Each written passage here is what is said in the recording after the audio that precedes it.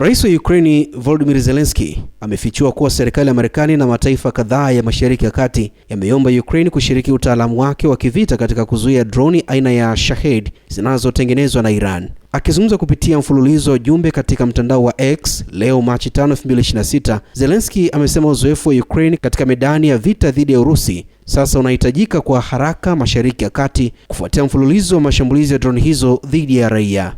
Zelensky amebainisha kuwa uwezo wa Irani kuendelea kuipa Urusi silaha umepungua kwa sasa kutokana na vita vinavyoendelea Mashariki ya Kati dhidi ya Israel na Marekani. Hata hivyo, ametoa onyo kuwa Urusi tayari ilishapata leseni kutoka kwa Iran na sasa inazalisha makombora na droni hizo ndani ya ardhi ya Urusi. Namnukuu, tumepata ishara kutoka kwa washirika wa Mashariki ya Kati. Kumekuwa na mashambulizi ya shahedi za Iran dhidi ya raia katika nchi hizo. Wanatafuta utaalamu wetu. Tuko tayari. Wawakilishi wao wakija, tutawapa utaalamu huo, hasa kwa kuwa kuna ombi pia kutoka kwa Ulaya na kutoka Marekani. Maombi yametufikia ili tushiriki uzoefu wetu na washirika wa Mashariki ya Kati, ameeleza Zelensky. Zelensky amekiri kuwa kutumia makombora ya gharama kubwa ya Patriot PAC-2 na PAC-3 kuzuia droni za bei rahisi za Shahed ni mzigo mkubwa wa kifedha na hauna tija ya kijeshi kwa muda mrefu.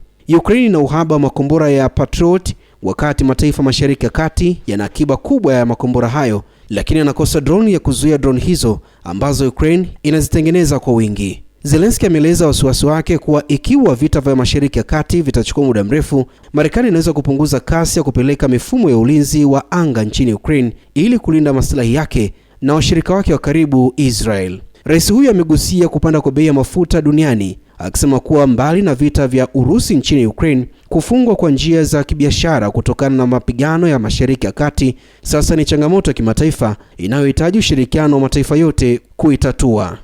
Nikiripoti Rubaza Kimataifa, mimi ni Theophany Ngitu.